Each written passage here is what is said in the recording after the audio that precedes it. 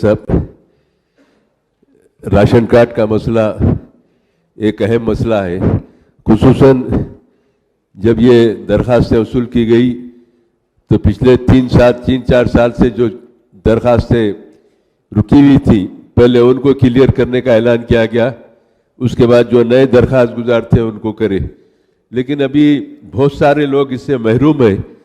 30 सितंबर को आखिरी तारीख थी इसकी और इसमें मज़ीद तोसी की ज़रूरत है क्योंकि मुस्तहक़ लोगों को महरूम रखा गया है।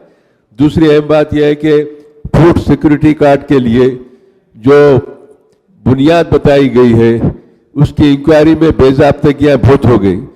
मतलब ये 1-2 महीने आदमी बीमार है, कार्ड होल्डर 2 महीने तक अनाज नहीं लिया तो उनका कार्ड कैंसिल कर दिया गया। और लॉकडाउन में लोग गांव को जाके आए, 4-4 महीने लॉकडाउन के गांव में रहे, उन्होंने हैदराबाद आते उनका कार्ड कैंसिल कर दिया गया। ऐसे कई गरीब लोगों को कार्ड से महरूम रखा गया है। और फिर कार्ड पे अब दे रहे क्या, पहले तो तमाम अजनास दिए जाते थे, तेल शक्कर ये वो, अब सिर्फ चावल है, वो का चीज़ कुछ साथ में है। मैं मिनिस्टर साहब से पूछना चाहता हूँ कि फूड सिक्योरिटी कार्ड में क्या क्या आवाम को दिया जा रहा है, और ये कार्ड की अहमियत ये है कि इसके ज़रिए हुकूमत के जो स्कीमात है उनसे गरीबों को फ़ायदा बहुत होता है, उससे इस्तेफादा करने के लिए भी कार्ड बनाते हैं। कई चीज़ों में इलाज में होता है, तामीरी काम में इजाज़तनामे के लिए इसको बताया जाता है, कई चीज़ों में इस कार्ड की अहमियत है। लेकिन बगैर किसी इंक्वायरी के लोगों के फॉल्स कंप्लेनों पे लोगों के कार्ड कैंसिल कर दिए गए हैं। जो महरूम हो गए लोग उनको देना चाहिए उनके लिए, और फिर दोबारा तारीख का ऐलान करके जितने महरूम लोग हैं उनको कार्ड की सरबराही हुकूमत करे तो बेहतर रहेगा, लोग इससे इस्तेफादा करेंगे। और रूरल में कितने दिए, अर्बन में कितने दिए, और ये क्या इलाज दे रहे हैं उसकी तफसील होना चाहिए। शुक्रिया अध्यक्ष।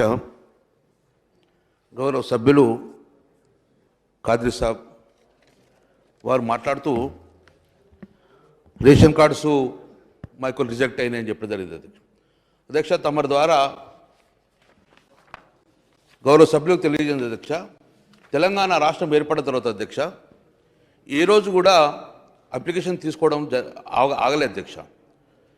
2014 తెలంగాణ రాష్ట్రం ఏర్పడిన తర్వాత గౌరవ ముఖ్యమంత్రి గారు ఎవరు కూడా పేదలు కానీ నిరుపేదలు కానీ ఆకలితో అలమటించకూడదు, ఆకలి చావులు ఉండకూడదు అనే ఉద్దేశంతో ఎవరైతే అర్హులైతారో వాళ్ళందరికీ ration card, food security card, ఆహార భద్రతా కార్డు అంటారు, అవి ఇవ్వాలని చెప్పి దాని ద్వారా ఇచ్చే బియ్యం వల్ల వాళ్ళు కడుపు నిండాలని చెప్పి గౌరవ ముఖ్యమంత్రి ఆలోచన అధ్యక్ష. ఒక గొప్ప మనసులో మానవత దృక్పథంతో అధ్యక్ష.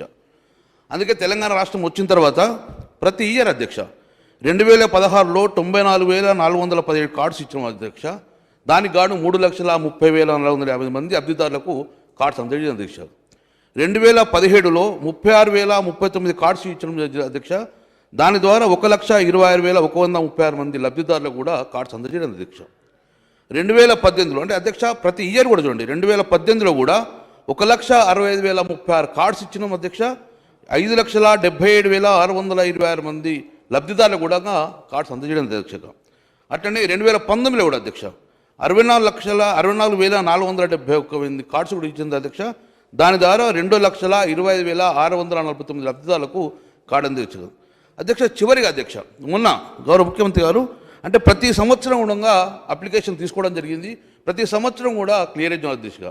చివరిగా జూన్ 8వ తారీఖు నాటి ప్రభుత్వం జూన్ 8 వరకు ఉన్న మొత్తం కార్డ్స్ సంఖ్య ఎంత ఉన్నదో అన్నిటి క్లియర్ చేయమని చెప్పి గౌరవ ముఖ్యమంత్రి ఒక గొప్ప మనసుతో కార్డ్స్ ఇవ్వడం జరిగింది అధ్యక్ష. చివరిగా 2021లో మొన్న జూన్ 8 వరకు ప్రభుత్వం నిర్ణయం తీసుకున్నది. జూన్ 9లో అన్ని పేపర్లు వచ్చింది అధ్యక్ష.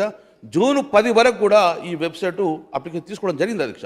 ఆ రోజు 2021లో 3,11,25,000 కార్డ్స్ను ఇవ్వడం జరిగింది అధ్యక్ష.